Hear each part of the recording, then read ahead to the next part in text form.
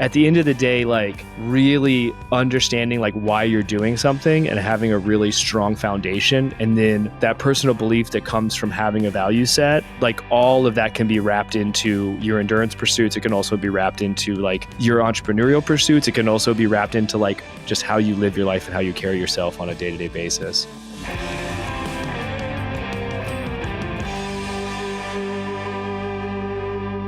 You've always also been in the business world. Your LinkedIn says, I help businesses and founders find their why and develop their mission, vision, and values. You also host the Midpacker podcast. You've been at some brands in a VP or C-level role over the last few years. Talk to me about the parallels of business and endurance, and specifically around helping businesses and founders find their why, right? My other podcast, For the Long Run, is specifically aimed at the why and understanding the why, and how a strong understanding of your own why enables you to go further and faster and do more than what you think is possible. And I think the same holds true in business, but I'd love to hear it from you. Like, why is that what's on your LinkedIn bio?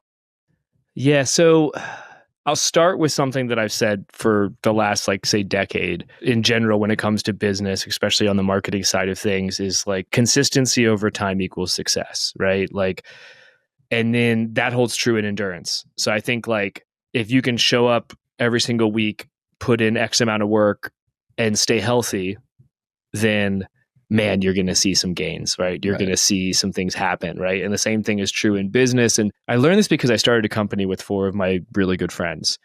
And in doing so, like I have a degree in film and video production. So like I became the de facto marketing guy.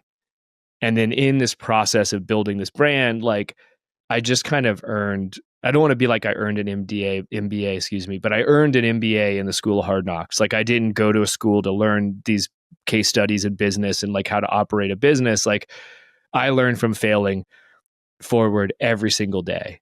Right. And, we grew that brand. It was a fun journey. The journey ended and I kind of went on to help another company that a friend of mine founded. And then I got to a point where I realized the thing that I loved the most about when I was building the company was called Legion of Bloom. It's a cannabis company in California. The one thing I loved the most about it was when we figured out how important the mission, the vision, and the values were within the organization. And then that became something that allowed us to make decisions in a framework that made it very easy. Well, easy from a trying to grow a business standpoint, but like easy, at least in a framework as far as decision-making goes.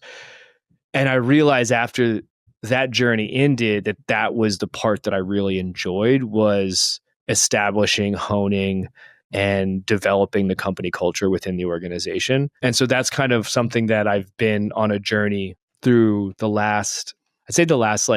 I started Luminescent Strategies is my consulting company this year or late last year, but I've kind of been in this journey over the last like 2 years of like honing this, like, oh wow, like I'm really passionate about this. And then that's what I've kind of continued to do. And what I strive to do is to help organizations that either don't have a strong why or do have a strong why, but have kind of lost, as they grow and scale, you kind of start, you can lose that and fragment that. And I have frameworks and things that I've developed that allows like an ability to kind of take the short-term goals that you have and align that with the vision you have for the organization while like staying true to your core values. And I think if you spin this back into running, like it's really important to understand why, especially in an ultra distance or even in a like if you're trying to run a fast 5K, you better have a pretty strong reason why you want to continue to just be in pain for, let's just call it 18 minutes of your life, right? Or 15, if you're even fast, you're like 15 minutes.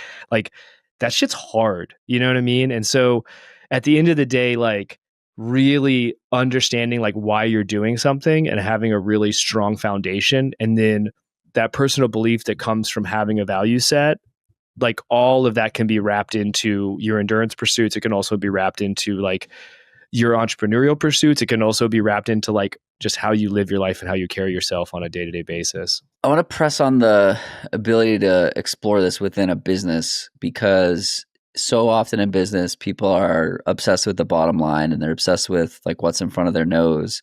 And sometimes zooming out to understand like where are we going and why are we going there is critical. And we're in a place in time when like brands on LinkedIn get no visibility, but people on LinkedIn get tons of visibility. So like some of it is around like, how do you even orient your team members and the people that are executing the day to day of what the company is doing? How do you get them bought in, and how do you get them excited, and how do you get them behind the why? Because there's so much value in unlocking employees as quote unquote influencers or brand evangelists, and you don't even have to pay them because you already are. Yeah. Right?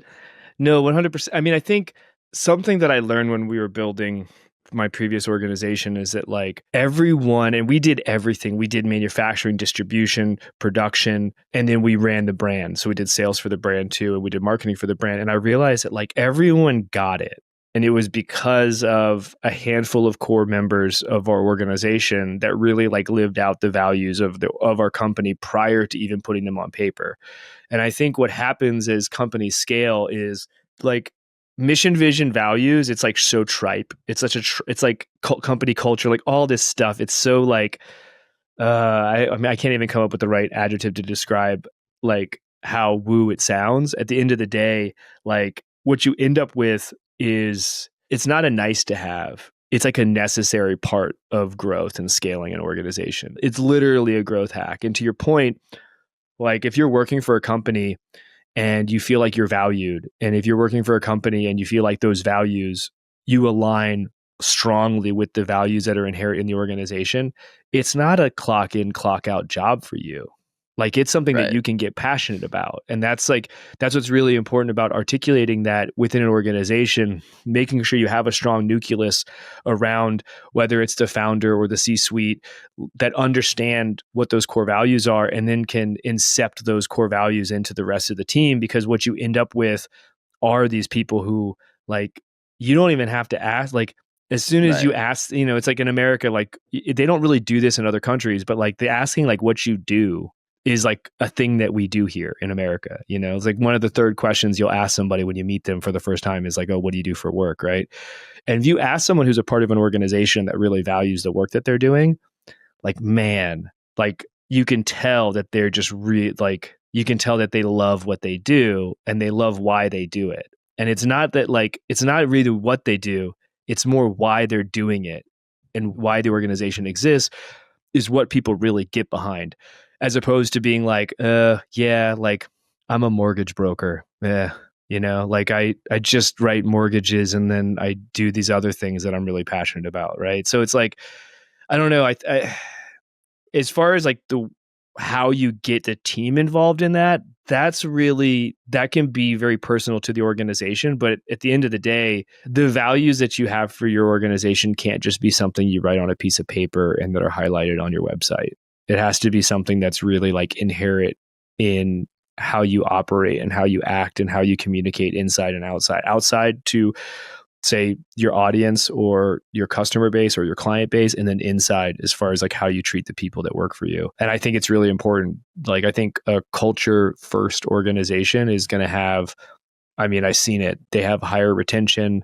Companies that hire for values first have people that really care about the mission and what they're doing. And like, it's something that comes up a lot is like hire for soft skills, train the hard skills, right? Like I think people get so caught up in like, where did you come from? Where did you learn? What have you done? What have you show me the physical, tangible things you've done? And I think like that is definitely important. You have to make sure that someone can actually do the thing you need them to do for you.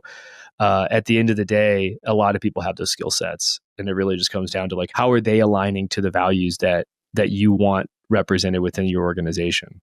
How did you come to this? Well, the hard way, for one. Like I watched what happened in my previous organization as we were growing, and I realized that if it didn't get onto paper, if we didn't actually like say these are what they are, then like things were going to start to fray a little bit. And they did. And then it's like, okay, cool. Now we kind of went through a process of trying to articulate that.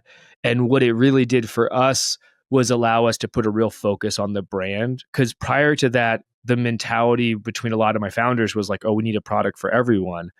And then we really quickly realized through our values that like, and I think you know this as well, like a product for everyone is a product for no one. No one. So like we realized very quickly, like, oh, wait a minute, but we have these values. So if we can align these things within the product, then like we will attract people to the brand and they will stick with our brand because they align with the values that we have. So like, you know, I saw firsthand what happens when you do ESG, right? Like environmental, what is it? I'm like going to spit business acronyms and not be able to back them up.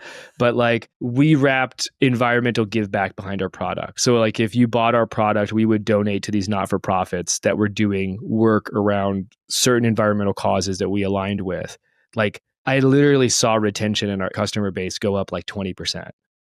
Like that's a tangible, like, okay, wait a minute. There's a causality here between understanding why it's important to have core values and then why it's also important to speak through the brand to your audience through your core values. So like that was an aha moment for me. And then like I read a book called Traction by Gino Wickman. And it was the first time that I'd seen like an operational playbook for an entrepreneur. Like this is how you run your company while staying true to your mission, your vision, and your values, right? And I was like, okay, this is really cool. And then, you know, I mean, I'm a fan of Simon Sinek. If you put I help people find their why on your LinkedIn, you've probably read several Simon Sinek books. And I just realized like it's the why you do things that really matter. And the how and the what is kind of, I mean, they're important, yeah. But like if you can get people, organizations, brands, like if you get them behind the why you're doing something, like figuring out the how and the what is the easy part.